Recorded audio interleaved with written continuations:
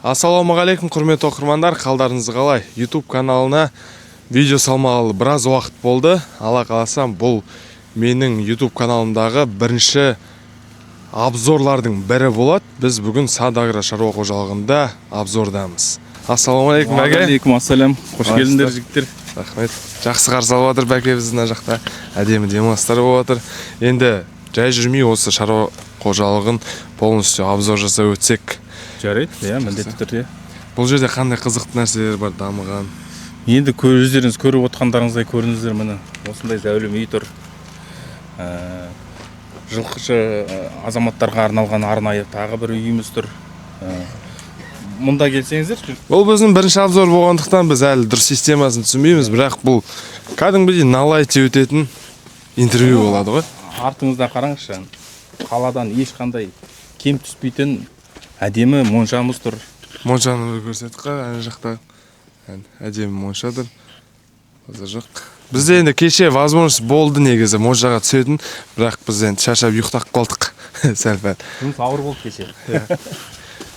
Бәке, мына жақта сізде не бар ғой? Starlink интернет бар екен ғой. Соны көрейік біз.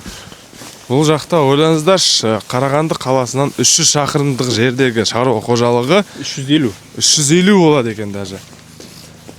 Енді 350 шақырымдық айдалада свет бар, су бар, интернет бар. Интернет, жай интернет емес, Starlink интернеті бар.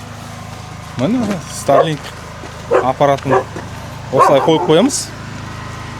Міне Starlink аппараты, интернет, кәдімгі безлимитный интернет. Қанша қолданасың, сонша. Скоросты да жақсы. Интернет бізге не үшін керек? Интернет бізде бұл жерде сет жоқ, связь жоқ, ешқандай болмағандықтан біздің жылқылардың мойындарына кеше өздеріңіз байқаған шығарсыздар. Әр үйірдің мойындарында GPS несі бар. Соларды үйде отырып қадағалап бақылау үшін арналған. Осылай міне.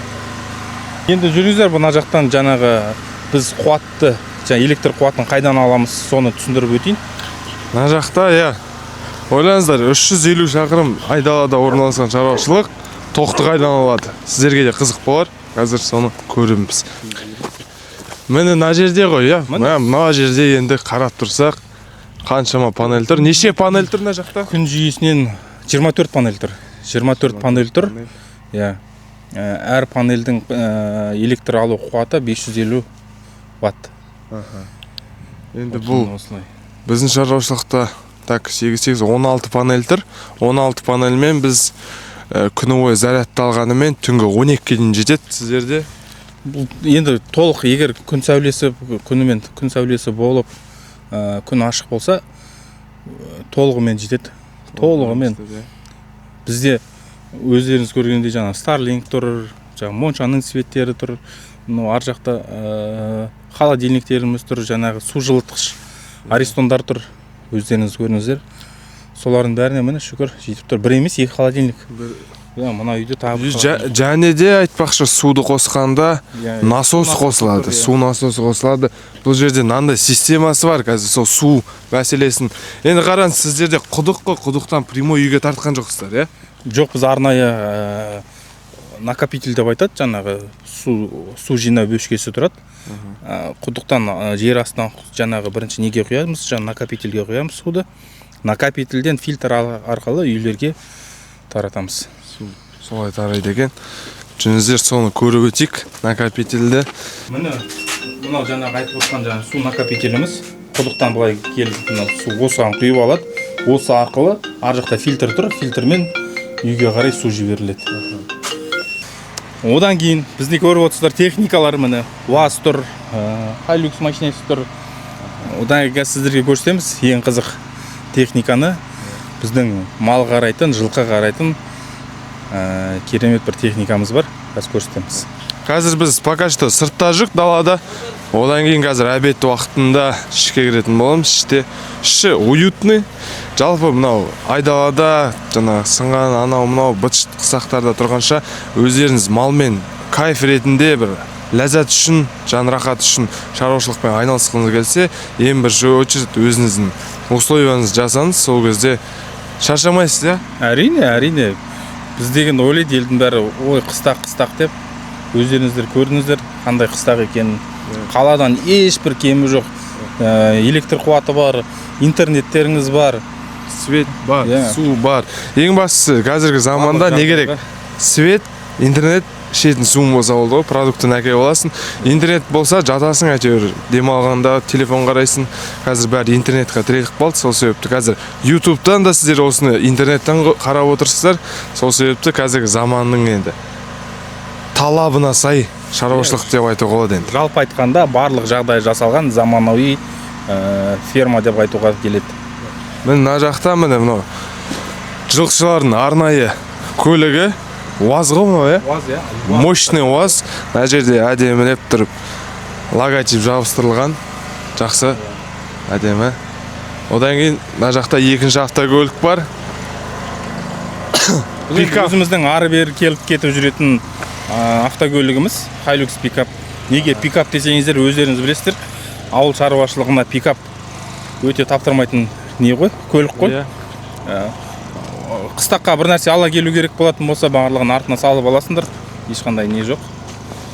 Бұл жерде де міне Instagram парақшасы тұр, SatAgro.kz. Егер вдруг жаңа қарап отырсаңыздар, қарап біткенсін астында Instagram'да жаза кетем, кіресіздер, көресіз. Бұл жерде мұғалжар жылқысын асырайды жалпы. Міне көлікке қарасаңыздар да жылқы мінез. Сәл-сәл кір болып қалды енді. Далада жүргеннен осындай. Енді мына жаққа қарасаңыздар, мынандай да техника бар. Бұл енді білмеймін енді, бұл жылқыға анда-мында аңшылыққа теуге болатын мәселе сияқты. Нұреке, Нұрлымен кетті, жақындашы түрін көрсетші. Нұреке, қайда кеттіңіз? Азар жақ. Бұл автокөлік қалай далада? О, керемет көлік. Коробкасы вариатор. Бензинді де өте аз жейді. Осылай тау-тас талғамайды, жол талғамайтын көлік деп айтуға болады. Мотоциклдің уақыт тоқтағаннан осыған міне бұру керек қой. Ке біздің жылқышымыз. Асеке. Қалыңыз қалай? Ассалаумағалейкум. Қалдарың қалай? Жақсы, шүкір, өздеріңіз қалайсыздар? Жақсы. Қалай? Жалпы енді сіз жылқының қасындасыз ғой. Жайылым қалай? Жақсы, жайылым жетеді. Жайылым жақсы ма? Жақсы. Енді бұл қарқаралы болғаннан кейін жайылымы мощный болу керек. Бірақ былтырлары қатты өрт болды. Сол себепті біраз жерде шөп тықырланып қалыпты, иә? Құдайға шүкір өрттен аман қалдық. Қазір жайылым жақсы, жылқылар үйреніп кіреді. Жақсы. Бұл жердің бір жақсы қасиеті, өздеріңіз айтып отырсыздар ғой, өрт болды деп. Сол өрт болған жылы кішкене тықырлау болды, малға сәл қиындау келді. Бірақ осы биыл көктемнен бастап шөп жақсылап шықты. Осы жердің құнарлығы, киелігінің арқасы деп ойлаймын. Керемет жер ғой Қарқаралы деген. Қарқаралының адамдары болып көріп отырсаңыздар, астына комментарий жаза кетіңіздер. Біз Қарқаралыдамыз. Енді біз жалпы қазір біз қайда баратыр десеңіздер, біз қоражайға баратырмыз, базға баратырмыз, базын шын түсіріп көрсететін боламыз. Кеше өзім көрдім, жақсы мощный визит тұр, раскол тұр, жақсы жасалған. Енді барлық өзімізге ыңғайлығып, жалпы солай жасадық қой. Бұрынғыдай заман емес, жаңағыдай жылқыларды құлатып алып, укол егу деген ондай жоқ. Барлығы станокпен, ешқандай жарақатсыз, ешқандай артық қимылсыз барлық жағдай жасалған. Жалпы көрдіңіздер ғой. Қазір сіздерге таныстырамыз. Сол қала жайлы ма жүрекке әлде осы ауыл ма? Енді барлығымыз ауылдан шыққаннан кейін ауылға осылай аңсап тұрамыз даланы. Әрине дала деген керемет қой. Ауыл деген керемет. Қанша дегенмен жүрек ауылға тартып тұрады, рас. Тартады. Ауыл жайлы. Ауыл деп айтуға да келмейді ғой, көрдіңіздер жағдай. Жағдай жақсы. Табиғат деп, табиғат деп айтуға. Табиғатқа жақын болады. Аңсап тұрамыз. Таныстырып өтейін сіздерге. Біздің қожалықтың бас дәрігер маманы. Барлық процедураны өзі істейді. Жаңағыдай егу жұмыстары, вакцинация жұмыстары, және біз деген жылына 2 мәрте глистогоннан өткіземіз. Өйткені жан-жақтың байқаған шығарсыздар, жан-жақтың барлығы өзен. Иә. Жылқылардың барлығы жаңағыдай келіп құдықтан су іше алмайды.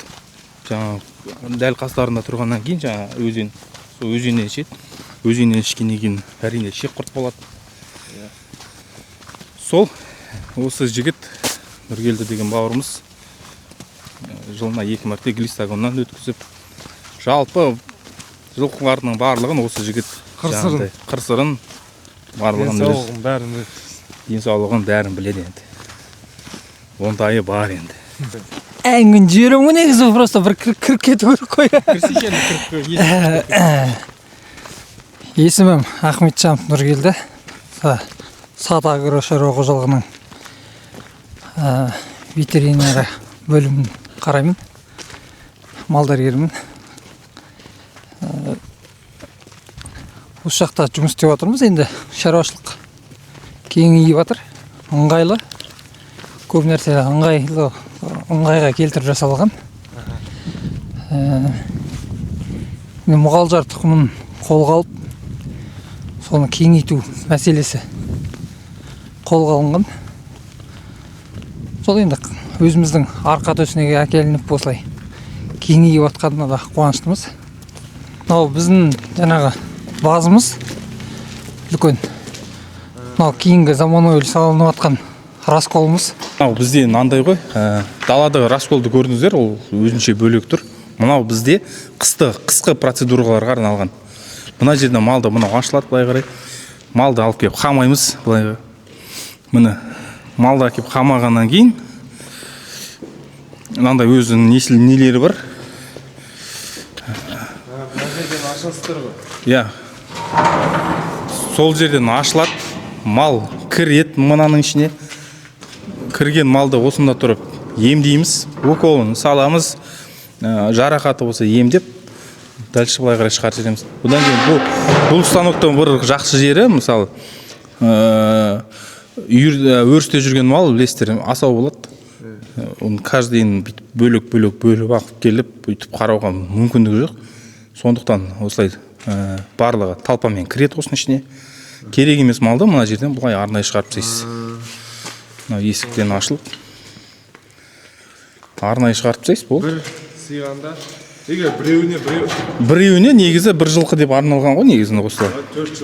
4 жылқы кіреді. Жылқылар пытыр кірген кезде шығарып жібересіз ана есіктен. Мына жерде міне жылқы өлшейтін неміз, таразымыз. Мұнда жылқы кіреді. Кеше көрдіңіздер ғой өздеріңіз, айғыр өлшедік. Осының ішіне кіреді, өлшейміз. Өлшеп болғаннан кейін былай қарай шығарып жібереміз. Мынау былай ашылады. Енді 68 килограмм көрсетіп тұр, 68. 68? Иә. Негізгі салмағы примерно сол 64, киіммен қосқанда 68 шығып тұр. Кеше біз осы жерде бір айғырды өлшегенбіз негізі. Жақсы. Бұл зато қарап отырасыздар, қанша вес қосып жатыр, қалай болып жатыр, салмақ өсіп жатыр ма, түсіп жатыр ма, соның бәрін қарауға негізі ыңғайлы жасалған нәрсе. Ат қоралар тұрады, жаңағы өзіңіз білесіз, біз Мұғалжар жылқысынан бөлек жүрісті Қарачай жылқысына да қызығамыз. Енді оны үйір қып ұстап отырған жоқпыз, бірақ өзімізге міну үшін арнайы алып келіп осылай қолын неғып жатырмыз. Міне осындай жылқыларға арналған ат қоралар. Енді қазір толық бітпей тұр, Алла қаласа. Кішкене жұмыстары қалды. Бітіреміз. Бұл шаруашылық енді салынып жатқаннан кейін міне осындай жылқы тұратын орындар жасалып жатыр екен. Әр жерде сонда бір 4 мощный жылқы тұрайын деп тұр ғой. Базы күшті екен, үлкен екен, жақсы екен. Мына жақта да бір ремонт стройка болады. Бұл жаңағы бұл бөлімі не? Техникаға арналған. Мына жерде ямамыз тұр, мұны кірет машина. Жасап жатырмыз. Осы яманың ішінде жаңағыдай түсіп, майын ауыстыру керек болса, жаңағыдай майда шүйде жұмыстарын өзіміз ремонттап шығара береміз. Жылқыларға тұз. Жылқыға тұз саласыз. Ол міндетті түрде. жылқыға міндетті түрде тұз саламыз. Жылқы бар, сиыр бар, осы кеп тұздан жеп, жалап тұрады. Адамның да жылқының да барлық жағдай жасалған, өзіңіз көріп отырсыздар. Жақсы асал. Енді мен бір сұрақ қойсам сізге. Осы жылқы деген қысты күні қолға қарап қалса, вдруг деймін да. Бірақ мұғалжар қарамайды ғой енді. Құдайға шүкір өзінің Алланың берген табиғат жаратылысы сондай, қысы жазы далада жайылады. Ал вдруг енді қолға тұрып қалған жылқы бір-бірін жалын құйрығын жеп қояды деген рас па? Ол рас, рас. Енді жылқы деген күт тұрып қалса аштан аш жеп қоятын бар, ондай бар. Рас. Еще Бізде жаңағы расколдан басқа ана жерде сыртта раскол бар. Көбіне сол жерге қалмаймыз. Өйткені базға кіргізіп цементтен кішкене қауіпсіз деп ыңғайлы. жер жақта бетон ғой, кішкене. Бірақ несі бар астында боғымен, сонымен ыңғайлы. Осы жақта бір расколымыз бар. Шөп мәселесі қалай болады екен? Шөп мәселесі Ар жақта тұр ғой, тұр бізде. Анау былтырғы. Жоқ, былтырғы емес, оны биыл алып келдік уже. Бұл деген жаңағындай көктемге ғой, біз деген қыста жабағы бөлмейміз ешқашан. Жабағыларды көктемде бөлеміз. Көктемде бөлгеннен кейін осында жаңағыдай 20-20-тан бөліп үйір формировать етеміз. Тайлардан. Тайлардан жаңағыдай формировать еткеннен кейін оларды біз міндетті түрде бізде ғылыми түрде пробник деп айтады. Пробник айғырлар болады. Сол пробник айғырларға саламыз. Солған арнайылап қойып қойған неміз ғой, жаңа шөбіміз ғой, осы жерден шөп салып бере береді. Көп жерде жабағыны бөліп алып жатады. Мұғалжар жылқысын бөлмейсіздер, Бөлмейміз. Енді көктемде жабағыларды бөліп жеке үйір қылғанда, жас үйір қылғанда тоқтай ма вообще? Енді безілдейді. Бізде арнайы жаңағы сіздерге көрсетемін. Біз ол мәселені қалай шештік, сіздерге таныстырамын. Міне осындай құрылғы, айналсоқ деп айтамыз. Жылқының жабағыларынандай алдыңғы аяқтарына осылай байланады тіркеліп. Мынау еще шлангымен етілген, бұл міндетті түрде осылай қимас үшін ешқандай жарақат алмайды жылқы деген керемет ойлатылып табылған нәрсе. Бұл айналып тұрады. Бұл айналып кеп соққан кезде, мына бірінші аяғы тұрады, мына бір аяғы. Айналып кеп соққан кезде екінші аяғына тиеді, тоқтатады. Бұл жерде түсінген бойынша жылқыдан бөлек сиыр бар, Аз ма сиыр бар? Сиыр бар, сиырмен де айналысамыз. Бұл жаңағы жылқыға арналған қора, ар жақта түсінген бойынша сиырға арналған қора бар. Мая шөптес ол жақта. Жалпы қыста вообще шөп бермейсіздер ма? Жалпы бізде мына жердің несі жайлы болғаннан кейін қыса негізі жалпы сиырларда жайылып жүреді, негізі бізде қолға қарамайды. Сиырларды қамалмаймыз. Ақбастар ғой. Ақбастар, енді дегенмен қазақы тұқым ғой, тоже бұна қалың, терісі қалың болады, ақбас сойған жігіттер білетін шығар. Мощный болады, суыққа төзімді болады. Енді біз шөпті, жемді не үшін жинаймыз енді? Страховка деп айтамыз ғой. Сақтықта қорлық жоқ дегенде, сол мәселеде кішкене осылай сақтықтап шөп жинап қоямыз. Биылға қанша рулон үйдіңіздер? Биылдыққа где-то бір 600 рулондай жинадық. 600-700 рулондай. Қанша техникамен? 2 трактормен, 2 трактор, 1 косилка. Сол, 1 КамАЗымыз бар. 2 трактор, 1 косилка. 1 трактор жинап отырады, рулонда отырады, біреу шауып отырады. Дән солар. Қанша уақытта шаптыңыздар? Наборға байланысты тоже? Наборға байланысты, биыл енді өздеріңіз айттық қой жаңа сіздерге. Былтыр өрт болды деп. Сол өрт болғанға себепті биыл шөп өте аз шықты. Соның өзіне де шүкір Аллаға, әрине. Қолымыздан келгенше шауып алдық. Солай. Негізі шөп қалың болса, жылдам шауып тастаймыз, бір айдың көлемінде жинап тастаймыз уже. Набор жақсы болса, бір жерден бір загоннан андай шабатын жерден 100 рулон түсірген жерлер бар ма? 100 рулон түседі. Болады, өйткені айтып отырып қой, жаңа біздің мына жердің құнарлығының арқасында ғой, оның барлығы. Жер құнарлы, сондықтан ондай жағдайлар болды. Былтырлары бар ғой, 1000 ба? 1000 ба сондай алдық. Қателеспесе 1000 болдым. Шөп сатпайсыздар ма или чисто? Жоқ, шөп сатып жатқан жоқ біз енді. Бірақ бір жағынан ар жақтан 350 шақырымдық жерден сату қиындау, Енді сәл қиындау. Алла қаласа мына жерде қазір көрсетемін сіздерге, поле бар. Сол жерге шөп ексек па деп отырмыз, жаңағыдай. Ойда бар, иә? Ойда бар, шөп егу деген ойда бар. Қандай? Енді сол кезде сатып алып қалуымыз мүмкін. Енді біз қазір люцерна дей ма, донка деген жаңағы неміз ғой, жоңышқа. Жоңышқа шөбіне акцент қойып отырмыз, жалпы.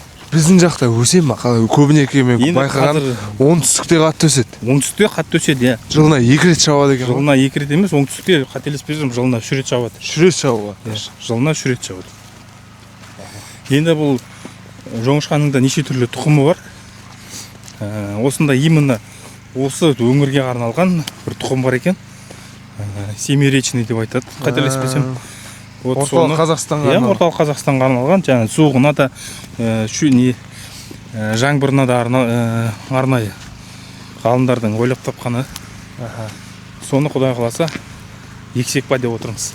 Гибрид қой, получается. Гибрид, иә, гибрид. Гибрид жоңышқа егіледі, Алла қаласа. Құдай соған жеткізсін. Аумин, айтқаныңыз келсін. Міне бұл жақта көріп тұрсаңыздар, мая, шөп. Қыста андай случай бола ма міне? Мына шөптің ішіне сиырлар бұзып кіріп кетіп, андай бір сондай бір сиыр болады ғой өзі. Біздің шаруашылықта бар ондай сиырлар бар, ешкілері бар кіріп кететін. Бізде қазір ұсақ мал жоқ. Алла қаласа қазір бизнес жоспар жасап жатырмыз. Тоже қой шаруашылығы. Еділбай қойын өсіреміз деген мақсат бар ойымызда. Дұрыс таңдау. Ал бірақ сиыр былай кіріп кеткен жоқ енді осы уақытқа. Ұсақ мал болса әрине кіріп кетеді деп ойлаймын. Сиырлар қалай жайғайсыздар қыста? Байлаулы тұра ма әлде қыста мына жерге шөп шашасыздар, өздері жеп қораға кіріп отыра ма? Жоқ, негізінде мынандай жағдай. Айттым ғой жаңа сізге, қыста мал қамамаймыз біз. Сыртта жайылып жүреді, таза жаңағыдай жайылып жүреді. Бірақ енді қар қалың түсіп кетіп, сондай жағдай болған кезде бізде ана жерде ветрозащита жасалынған арнайы загон бар. Сонда қамаймыз. Негізі қамамаған дұрыс екен қыста ақбастарды. Біз ақбастарды бірінші жылы әкелгенде өзіміз шаруашылыққа қамағанбыз ғой. Биттетіп алдық, біраз биттетіп алдық. Иә, сол қамалғаннан кейін, жылы жерде тұрғаннан кейін оның жаңағыдай төзімділігі де төмендей бастайды. Жалпы малды, аборигенді малды қамамаған дұрыс қой. Бұл жалпы жануар, әр жануар өзі мекеніне бейімделіп алады ше, негізі. Шет ауданында Мұрат Қожамбердин деген үлкен ағамыз бар. Сол кісінің қожалығынан шыққан дөнен айғырлар. Бұл айғырларды біз көктемге дайындап отырмыз, үйірге қосамыз деп. Қарап отырсаңыздар, МК-22 деген таңбалары бар. Бұл МК-22 деген жаңағыдай Мұрат Қожамбердин деген ағамыздан табыннан шыққан мұғалжар айғырлар. Бұл мұғалжардың жалпы жылқы тұқымының арасында мұғалжар тұқымы бар. Мұғалжар тұқымның ішінде де өзінің видтары бар, иә. Мынау қарап отырсаңыздар, неге бөлінеді жаңағы? Мынау орталық Қазақстан шет аудан мұғалжарлары түсі осындай болады екен. Тор келеді, основной. Негізі мұғалжар жылқысының 9 түрлі түсі бар деп айтып жатады үлкен ағаларымыз. Жалпы ең популярный деп айтсақ болады. Осы торы түсі, қара және құла түстері, сұр көжек түстері де бар. Мына жерде байқап отырсам, примерно кешеден байқап 4 тазының күшігі бар. Енді осындай табиғатта өмір сүргеннен кейін, енді тазы десе өзіміз білесіздер ғой, қазақ болғаннан кейін тазыға қатты құмар боламыз. Міне 4 күшігіміз бар. Бізде қазақилығымызды білдіріп тазы өсіріп жатырмыз. Таздан бөлек міне тазағанды неміс овчаркасы бар. Стелла деген күшігіміз. Әне. Тазы деген өзі тек дейді ғой, тек дейді. Өзі 7 қазынан бірі тазы. Тазы ит деп айтуға келмейді. Тазы ол, мне кажется, бір үйдің асыраушысы деуге болады. Себебі тазы итпен кезінде аштық заманында бір ауылды асыраған дейді ғой. Дәл солай. Ол сөзіңізбен келісемін енді. Енді біз даланың бәрін көрсетіп болдық. Қазір үйге көріп, әбет ішіп, стол басында аяқтайтын боламыз. Кеп тұрамыз алағасы. Бірақ енді қаладан міндетті түрде келіп тұрмдар. Қонақтарға әрқашан есігіміз ашып, жағажай қарсы аламыз. Сол рахмет сіздерге, сонау жерден сапарлатып, арнайы келіп кеткендеріңе қонақ болып. Жалпы ұнады ғой біздің де. Ұнады, мощный. именно қыстақ форматы беске Үйіміз осы жігіттер, келіп көріңдер. Ары бері өтіп жатсыңдар, міндетті түрде келіп қонақ болып кетіңдер. Айтып өткендей, жаңа құшағымыз әрқашан ашық. Жақсы қонақ болып тұрыңдар. кішігірім обзор болды. Бұл бірінші рет жасап жатырмыз бұндай обзорды, сол себепті каналға тіркеліп, лайк басып, саусақтарыңызды төбеге көтеріп қойыңыздар, тамақ ішіп отқан адамдар асып болсын. Все жақсы. Маған тіркеліп лайк басып, комментарий жаза кетіңіздер. Давайте.